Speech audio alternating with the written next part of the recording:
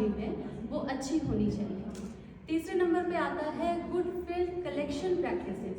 मतलब आप खेतों में या फिर जंगलों से, जहाँ जंगलों में खासकर जंगलों से आप हार्वेस्ट कर रहे हैं कोई भी औषधीय पौधा, तो उसको आप किस प्रकार से हार्वेस्ट कर रहे हैं, उसका तरीका क्या है, उसकी पद्धति क्या है, तो उसके लिए सर्टिफिकेशन की जाती है। तो ये चीज़ें हैं, हम इसमें डिस्कस करेंगे। तो देखिए ये जो हमारे गुड फील्ड करेक्शन प्रैक्टिसेस और जो एग्रीकल्चर प्रैक्टिसेस है ना, ये कोई नई बात नहीं है। हमारे ऋषि मुनि जो होते थे उन्होंने बहुत पहले से ये बताया है, आयुर्वेदा में भी द्रव्य संग्रहण विधि के माध्यम से उन्होंने बताया है कि जैसे हमारे आचार्य चक्रपाणी जी हुए हैं, तो उन्होंने बताया कि जिन दवाइयों, जिन औषधियों की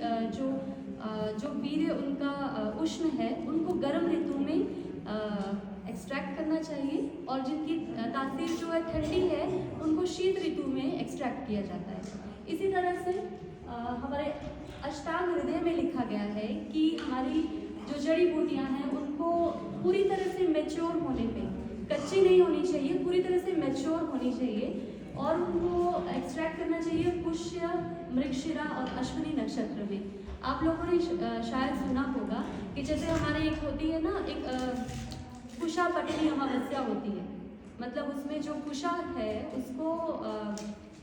मतलब हम निकालते हैं, जब उसके लिए एक स्पेसिफिक नक्षत्र जो होते हैं हमारे ऋषि मुनि करते थे, और आजकल के जो कुछ हीलर्स हैं, जो पुजारी होते हैं हमारे, जो पूजा पाठ में उस कुशा को इस्तेमाल करते हैं, वो भी उस स्पेसिफिक नक्षत्र में ही उन जड़ी बूटियों का एक्सट्रैक्ट करते हैं, उनको हार्वेस्ट करते हैं, कटाई करते हैं। ठीक है,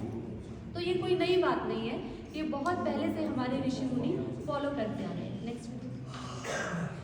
देखिए अब क्या हुआ कि जैसे जैसे नई तकनीकें आती गई, खासकर जैसे हमारे हरित क्रांति आई 1967 में, तो हमें नए बीज मिले, और जो बीज थे वो हाई यील्डिंग वैरायटी, मतलब एक तो उनकी डिमांड थी कि उनको बहुत ज़्यादा न्यूट्रिशन चाहिए, बहुत ज़्यादा पानी चाहिए, और ख़ासकर क्योंकि ग्रीन रेवोल्यूशन, हरित क्रांति जो थी हमारे पंजाब के एरिया में, यूपी के एरिया में काफ़ी चली थी, तो वहाँ पे ये जो बीज हमें प्रोवाइड किए जाते थे ना, उनकी डिमांड वाटर की बहुत ज़्यादा होती थी। ठीक है, उसमें उनको बहुत ज़्यादा खाद की ज़रूरत होती थी, क्योंकि जो नॉर्मल मिट्टी होती थी ना, उससे खाद की जो रिक्वायरमेंट थी वो पूरी नहीं हो पाती थी। तो किसानों ने खाद, यूरिया, NPK जो एक्स्ट्रा केमिकल्स होते हैं, फिर ऊपर से उनमें बीमारियां लगनी शुरू हो गई, क्योंकि वो जो वैरायटीज़ थी वो अलग थी, देसी वैरायटीज़ नहीं थी। ठीक है, सारी वैरायटीज़ नहीं आनी शुरू हो गई, तो उसकी वजह से ना हमारी जो मिट्टी थी वो ख़राब हो गई। उसमें जो सूक्ष्म जीवाणु होते हैं और वाटर कंटेंट होता है, जो एक मतलब सूक्ष्म क्लाइमेट समझ लीजिए, जो एक मिट्टी का जो जिस तरह की होनी चाहिए, वो सारी की सारी मिट्टी खराब हो गई। अब हुआ क्या